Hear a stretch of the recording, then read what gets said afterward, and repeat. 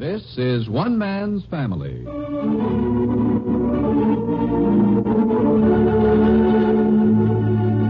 One Man's Family is dedicated to the mothers and fathers of the younger generation and to their bewildering offspring. Today transcribed, we present Chapter 1, Book 72, entitled Father Barbour and His Three Sons.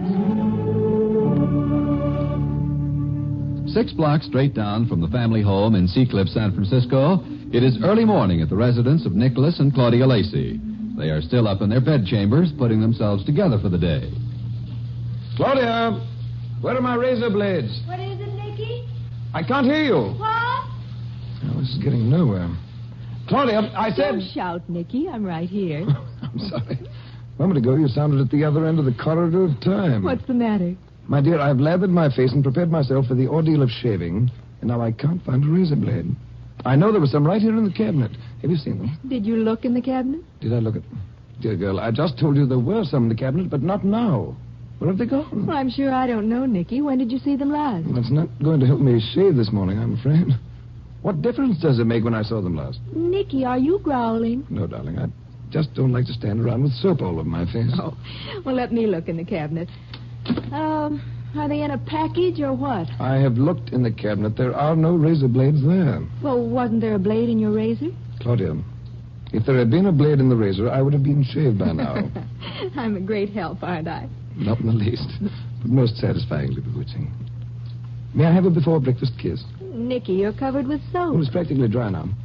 Turn around, or I'll kiss the back of your neck. Bend down and I'll kiss you on the forehead. Will that do? Oh, how chaste. You're lucky to get that. Somehow shaving soap doesn't appeal to me at this hour. There. Thank you. Well, I suppose I could find a bit of broken glass and shave with that. Why don't you let it go till after breakfast? I think it would be nice if we got down in time to eat with Joan and Penny before they go off to school. I warn you, I'll look like a fugitive from a 3-day binge. We'll forgive you. So be it. Are you ready to go down? I will be in a couple of minutes. Well, I'll just wash this soap off my face and... What? The lost razor blades.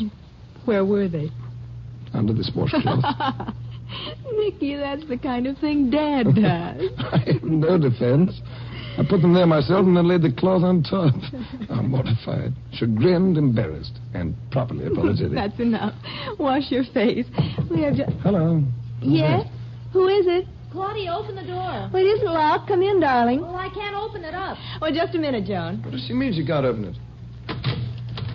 Why, Joan. Look out, Claudia. This is heavy. Joan, what on earth? A breakfast tray. Well, here, let me help you. What goes on out there? Oh, it's all right. I've got it. How sweet and thoughtful of you. Here, on the bedside table. Okay. Nicky, come here. Who is it? Surprise. Joan. Good morning, fair one. Hurry up. Come out of the bathroom. And again, good morning. I didn't know you. Oh, what's this? Breakfast? Joan brought up our breakfast. Isn't that wonderful? Well, you'd better eat it. This kind of breakfast doesn't wait. Ah, yes.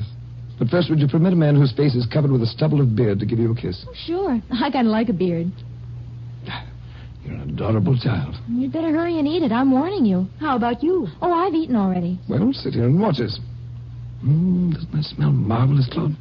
Why didn't you let Mrs. McCullough help you with his heavy tray? Oh, she would have dropped it or something. Besides, I wanted to do it myself. Oh, I've got to get the coffee pot. I couldn't get it on the tray. I'll be right back. Nicky, we've got a new daughter. What's happened? Still under the influence of her Uncle Paul's spell. Do you suppose it will last? What a different house this is going to be if it does. Quite. And with it all, she's grown in beauty. It's the happy look in her face, the inner glow. Oh, I say we'd better eat or she'll worry that it wasn't right. Scrambled eggs. She's done them herself, too. I can tell Mrs. McCullough didn't. Yes, they don't have that professional look. But I'll never eat scrambled eggs that I'll enjoy more. Delicious. Have you tasted them? Perfect. Absolutely perfect. Toast? Uh-oh. She's burned it a little and scraped it off. Well, bless her heart, anyhow. Of course. Never in all her life would she ever have thought of making the effort before. Come on, eat. She might think we don't like it. Oh, I'm gorging myself and loving it. I didn't know she could boil water. Where did she learn this? Cooking breakfast for Paul this summer. We'll be eternally indebted to the old boy for what he's done for Joan. I should think so. Oh, watch it. She's coming. Coffee. Well, I hope this didn't get too strong. Maybe the coffee should have come first. Darling, the eggs are delicious. Oh, really? I cooked them myself. Well, you did something special. You can see what I thought of them. My plate's wiped clean. Oh, I'm glad. Oh, hold your cup, Nicky. Now yours, Claudia. Oh, I feel so luxurious being waited on like this. I don't think Mrs. McCullough liked it very much when I told her I was going to cook the breakfast. Invading her private domain, huh? Here, I'll take that coffee pot. I want it right here beside me. Okay. Was the toast all right? I burned it a little bit. Did you? Well, didn't notice a thing except perfection myself. We've eaten everything. That should be proof enough. And now tell us, why did you do it? I don't know. I just guess I wanted to. We know, John. There was a lot of love in it. I hoped you'd think so. We knew at once. Paul says you can only get love if you give love. I say, John, do you think you could stand another stubbly, bewhiskered kiss? Sure, why not? There. Now I really know what they mean by a big old hairy deal.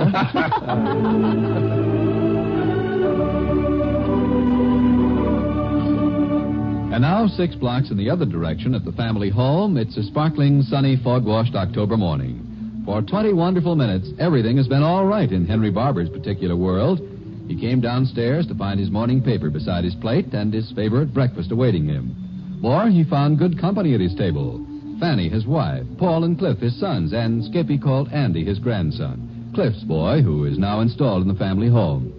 Father Barbour was never more amiable for 20 minutes. But then, of course, things began to happen. Fanny hurriedly departed across the hedge to Jack and Betty's to look in on the triplets. Cliff left the table before he'd finished his coffee to get Andy off to school, and Paul put down his napkin to answer the telephone. Henry is now alone with the paper, and apparently he doesn't like the headline. Murder, arson, war, bribery, wife-beating, desertion, cruelty to animals, treason, bigamy, and sin. What's that, Dad? Finish your call? Yeah, it's just the airfield. Paul, look at these headlines. What about them? What would it be like some sunny morning to come down to breakfast and find cheerful headlines in the newspapers? For instance? Well, for instance, man is true to his wife. How's that? Or, honest policeman refuses big bribe. Or how about tottering old lady is kind to dogs. Or even a sinless Monday in San Francisco. Wouldn't that leave the public open-mouthed with amazement? Breathtaking. You suppose they'd sell any papers? Well, they'd go like hotcakes. I'd stand in line. You hardly represent circulation, Dad. It would be a startling novelty. I wish they'd try it. Paul, there must be both good news and bad news on the teletypes. All they'd have to do someday is select all the good news and put it on page 1 and cheer everybody up. Eh? Yes. Oh, who did you say that was on the telephone? Airport. Just business. Well, couldn't they call during business hours? All hours are business hours for an airport, Dad. Yes. Everybody coming and going hither and yon. And for what reason? Well, a good many people are trying to earn a living, you know. Couldn't they stay home and earn a living? Do they have to streak through the sky in airplanes to do it?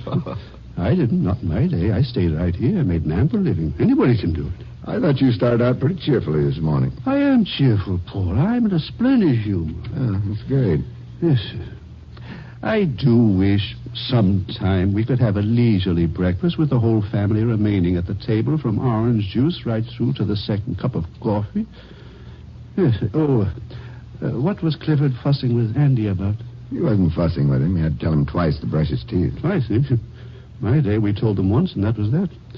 Yeah, want some of the paper? No, thanks. I've got to go. Go. You see? Everybody's always going I've got a job, Dad. We have a meeting this morning. A meeting, eh? Yeah, meeting of all my flying instructors. All 3 of them. Meeting. That's another thing. This is the most over-organized nation that ever tried to exist on the face of the earth. Do you know how many organizations there are in San Francisco? No, do you? Yeah, must run into the hundreds of thousands. Societies and clubs and councils and leagues and associations, lodges, luncheon clubs and dinner clubs, clubs for each day of the week, and special clubs for holidays, committees within the clubs, and symposiums when they all get together. Yes, nobody ever stays home. They're all off attending a meeting. The Girl Scout mothers have more meetings than the Girl Scouts do. And the PTA spends more time PTAing than the children spend at school, rushing hither and thither. Meetings.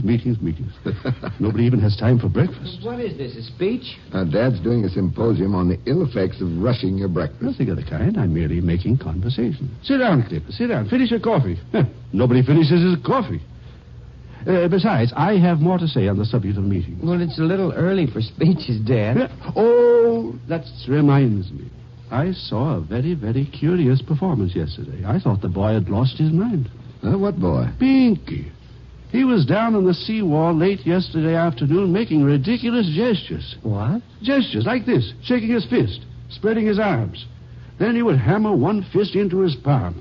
So I put down my gardening tools and strolled down there. What was he doing? He was talking to the ocean. Oh, hey, Dad. He was, Clifford. He was talking to the ocean. I can almost quote him. There is an innate kindness in the human race, he was saying. Well, not word for word, of course, but this is what I remember of it.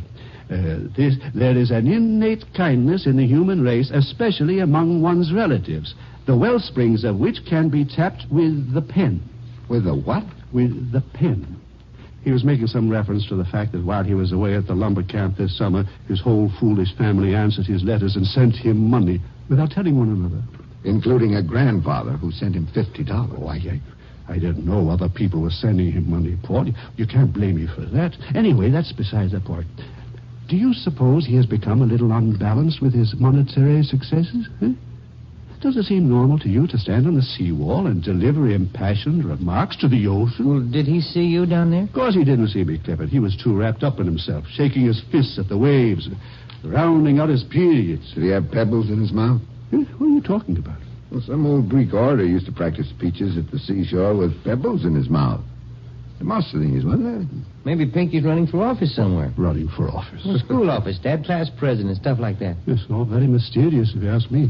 Well, I'm going to run, if you'll excuse me. Yeah, and I've got a couple of chores downtown. There you go, somewhere. Get up and rush about. I might drop in on Dan and Hazel on my way downtown. See if I can solve your mystery, if you like. Huh?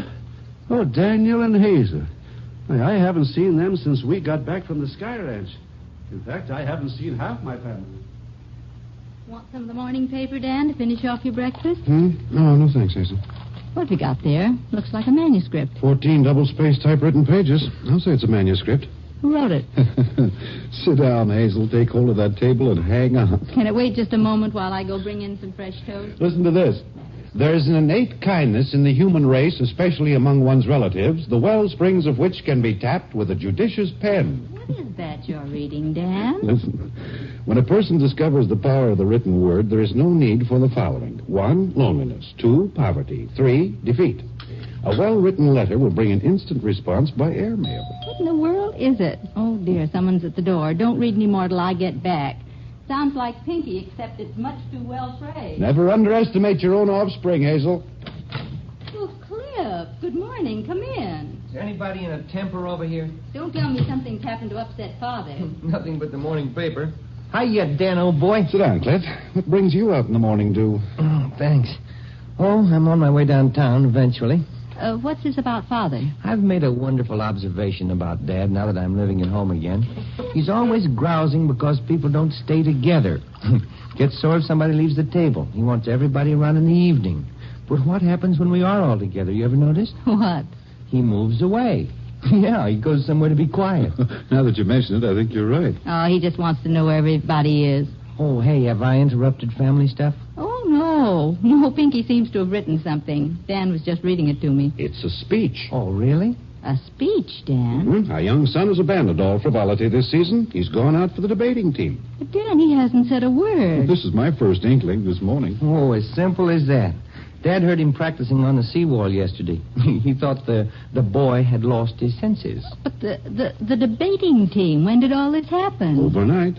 But why haven't I heard about it? Oh, it's too new and too beautiful. We had quite a man-to-man talk this morning while I was shaving. I wondered what was going on. I bet there's a gal behind it. Now, there's a shrewd observation. Feeling bright this morning, Clifford? Well, I can remember when I was Pinky's age. All my nobler impulses and loftier ambitions were inspired by some pretty little gal. Oh, yes, the ladies. I guess we just can't help it. The nature of the dears. Well, anyway, this morning, the whole burden of Pinky's remarks was this. The debating team is going to Fresno, all expenses paid, for the first of a series of statewide speech contests. Pinky wants to go to Fresno? Well, an inattentive parent might have assumed so, that he was inspired by the prospect of a free overnight bus trip. But a girl's name kept creeping into the conversation. A girl's name and new big words like diminutive. Pinky didn't say diminutive. Oh, yes. There's a fragile little girl with slate gray eyes, naturally curly coal-black hair, no fingernail polish. Oh, dear. No lipstick. In short, the sort of young lady we'd approve of. He's serious? You bet your life he's serious. At 16, what else? Oh, but what about Pinky the playboy? Pinky who was never going to concentrate on only one woman. Yes, Dan, this is an utterly new Pinky. Looks like Pinky's summer in the lumber camps did something for him. For him or to him. What about this girl, Dan? Oh, well, she gave Pinky a copy of Roget's Thesaurus of English Words and Phrases. We are about to be inundated with 3-syllable synonyms. If I recognize the signs, and who says I don't, we're going to live through another fascinating phase with William Herbert Murray, better known as Pinky. What's her name? Do we know her? Iris Rand. Iris Rand. Do we know any Rand? I don't. Kind of a pretty name, don't you think? Iris Rand. Yes, that's rather striking. But Dan, Pinky can't make speeches. Oh, how do you know he can't? He worked like a Trojan on this manuscript. What's more, it isn't bad. Oh, I'll get it. Excuse me, Cliff. He's going to deliver it in assembly this morning. And if he's good enough, he'll join the debating team and ride in a bus to Fresno with the lovely, diminutive, curly-haired Miss Iris Rand, who wears no fingernail polish. Hello? Oh, Pinky. What? Well, how'd you happen to forget a thing like that? Well, what time is it now? Very well, Pinky. Yes, Dan's still here. Yes, he will. Dan, get your hat. What's that, Pinky? Well, all right, I'll tell him. I think I'm going somewhere, Cliff. Sounds like something's cooking. Dan, the manuscript, he forgot it. Yeah, I told you he was in a daze. He can't make his speech without it. Oh, please, hurry right over to the high school. He'll be waiting under the clock in the main hall near the principal's office. All right, Hazel. Yeah, there's one thing love never did inspire, Clifford. What's that? Efficiency. Pinky's whole immediate future hangs on this manuscript, so in his blissful state, he naturally forgot it. Cliff, do you suppose Dan stayed to hear the speech? What time is it? 10:15. Well, sure he did. Why not? I would have. I might stand behind a post where I wouldn't be seen, but I'd have stayed and listened. Isn't it astonishing? You worry about these youngsters. You think they're never going to show any sensible drive or ambition, and then overnight something like this happens. Hasn't happened to Andy. It will. You'll find there's more fun in watching your son unfold and spread his wings than in anything you've ever done in your life. You and Dan have an easy, offhand way with the kids. I don't know, it must be a knack or something. Doggone him. What's the matter? Oh, I had to crack down on Andy this morning. What for? Teeth. You mean, have you brushed your teeth, that one? Yeah, every morning, Hazel. When he comes down to breakfast, I have to say, have you brushed your teeth, Andy? And what does he answer? Usually he snaps his fingers and says, oh, gosh, no, I forgot, Dad. Tell me this, how can he comb his hair and wash his face and still forget to brush his teeth? Oh, that's simple. Boys don't live in this world at all. They don't? Oh, no.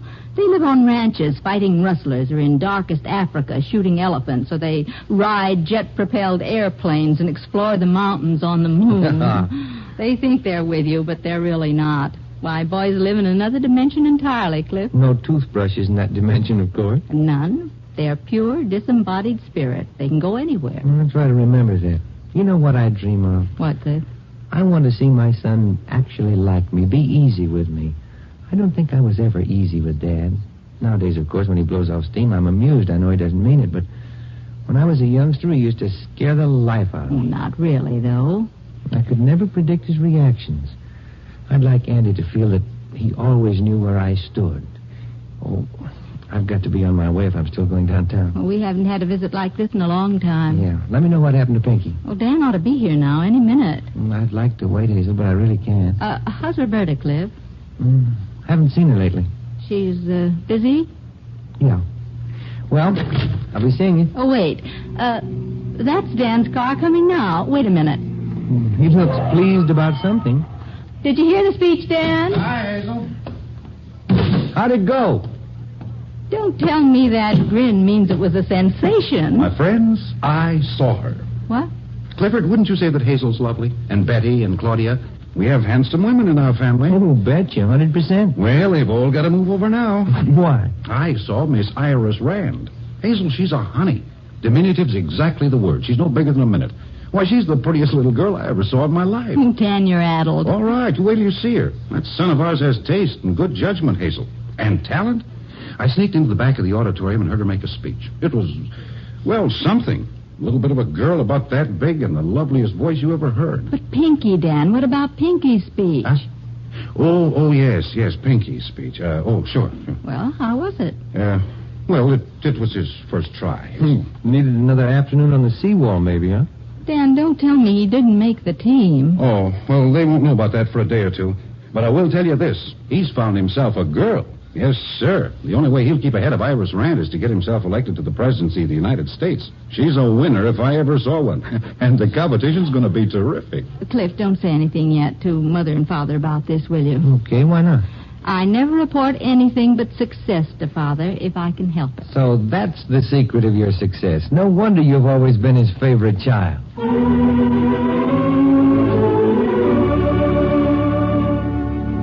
So Father Barbour is not to hear of Pinky's debacle as a public speaker for some weeks to come. Unaware at this phase of family life, he sits this evening with Paul before the library fire. Yes. Paul, would you stir up the fire a bit? Yeah, sure, Dad.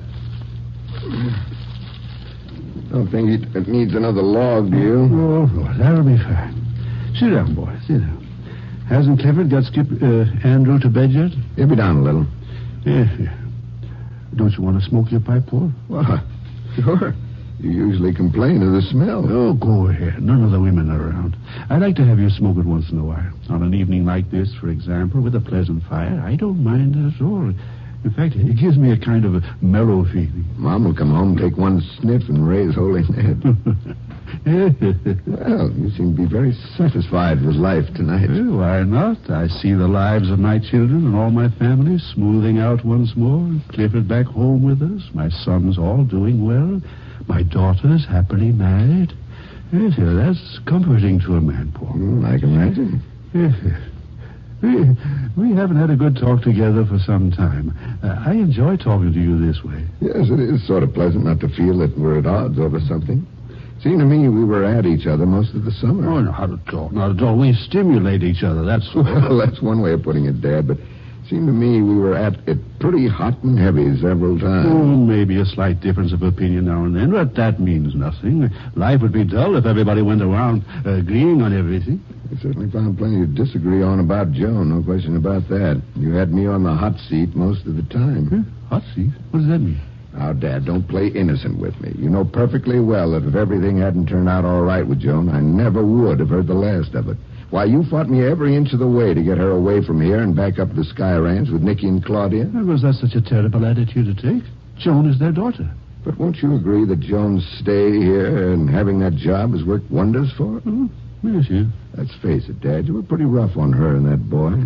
By the way, haven't you changed your mind about him somewhat now that you've met him? I just saw him up at the Sky Ranch that one weekend. I can't say that I know the fellow well enough to be able to judge him. You're Hi, anybody home? Huh? Sound like Jack. We're in the library. Come on in. I hear you. I'm coming. Did you bring your mother home with you? Hi, Dad. No, she's over at the house with Betty and Nicolette talking babies. I thought I'd come over here to see if anybody was around. Yeah, it seems to me your mother spends most of her time over at your house. Guess you'll have to move Jack and the triplets back here if you want to see anything of her, huh, Dad? Looks that way. Gosh, it's good to get around some men for a while. I get a little fed up with that bib and diaper talk. Where's Cliff? Oh, he's up getting Andy settled for the night. I guess he had to read to him for a bit. The fuss he makes over one kid. What would he do with 6? Well, Cliff has to make up for a lot, Jack. He doesn't remember how he neglected Andy, but it's been brought home to him so forcibly he's trying to make up for all 11 years in a hurry. Afraid he'll spoil the boy the way he's going. I'd say he could stand some spoiling. He's been a very lonely little boy. I don't believe I ever make a statement that Paul doesn't take exception to it. Hey, don't tell me you two have been at it again. At what again? Arguing, Dad. That's about all you did all summer. Me? You especially. What was the matter anyway? I've never seen you as fussy and grumpy as you were all during vacation. Who said so? Everybody in the family. Gosh, there was hardly a person you didn't have a set to about something. Right, Paul? Well, just before you came, I was taking him to task about Joan. I thought he was fairly unreasonable in her case, certainly. And about Ken, too. Sure, Dad. You simply wouldn't listen to anything good about Ken. You were prejudiced against him right from the start, and from then on he was a condemned man. Has it reached the point where a person isn't allowed to voice an opinion in his family? Well, you voiced yours, but plenty. I had hoped to have a quiet and peaceful evening here by the fire, but it seems to me... Oh, here comes Cliff. Come on and get in on a good old family clam bake, Cliff. Oh, hi, Jack. What's going on down here? We've been tearing Dad apart. In a nice way, of course. Or don't you agree with that, Dad? What's the matter, Dad? They roughing you up a little? Sit down, my boy. Sit down. Yes. Well, I haven't been together like this with my 3 sons alone in a long, long time. Well, I want to know what the beef's all about. Oh, beef. I don't like to hear a grown man use slang. Okay, Dad, the argument. There was no argument that I was aware of. It seems that Jack and Paul are of the opinion that I overstepped myself on several occasions this summer and caused some hurt feelings. Well, are you denying it? Are you taking up the cudgel against me too, Clifford? But, Dad, look at the way you went after poor little Margaret. Well, what did I do to Margaret, pray? Just practically broke her heart, that's all. Nothing of the sort. Teaching my granddaughter a muchly needed lesson. Why, she understood that. She did? Certainly. Margaret and I have perfect understanding. That wasn't the way I heard it. The family grapevine says she tried to make up and you turned her down cold. Yeah, and then started making a big play for Sharon Ann.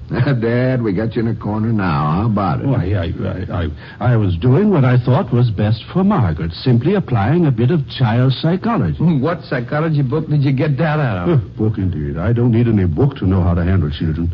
I have considerable practical knowledge on that subject. You have only to look about you to know that. Just the same, you're going to have quite a time squaring yourself with Margaret, the way I hear it. Is that so now? Sure. Girl Margaret's age is sensitive. Really? You don't believe it? Don't you represent the group who has maintained that I spoiled the girl? Eh? And now you sit here and tell me what an ogre I am. Where's the sense in that? Yeah, we're wasting our time. He's going to go along and do just as he thinks, regardless of what we say. Well, I must give my sons credit for one thing this evening. Gentlemen, attention. Our father is about to pay us a compliment. I don't know whether you'd call it a compliment or not. Uh-oh, false alarm. What I was going to say was that you have been most frank with me. We were half kidding, though. You know that. Half joke, whole earnest, no doubt. And I must confess that I admire you all for being so forthright. A father can be wrong, too, and I'm glad that you respect me enough to make, shall we say, suggestions the way you have. It'll give me something to think about at any rate. Spoken like a man, Dad. Right. You can dish it out, but you can take it, too, huh, Dad? That's pretty slangy for a grown man, Jack. Well, I got it. Hello. Oh, hi. We're just sitting here chewing the fat. Dad and Cliff and Jack. Man talk. Sure, he's right here. Just a second. It's Hazel. She wants to talk to you, Dad. Here. Thank you. Hello. Oh, just fine, my dear. What's that?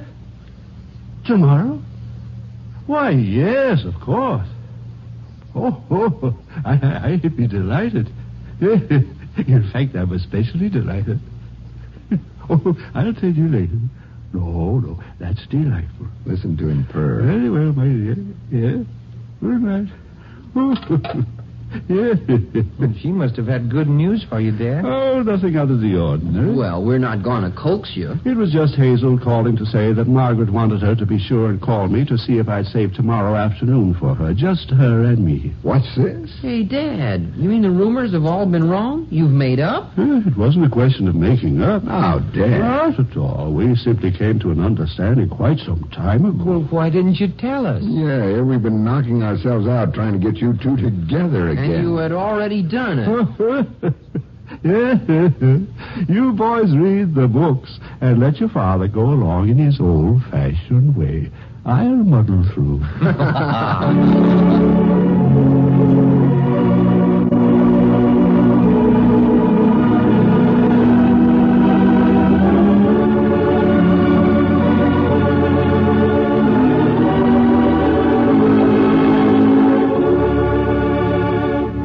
You've just heard the opening chapter of Book 72 of One Man's Family, written, produced, and transcribed under the direction of Carlton E. Morse.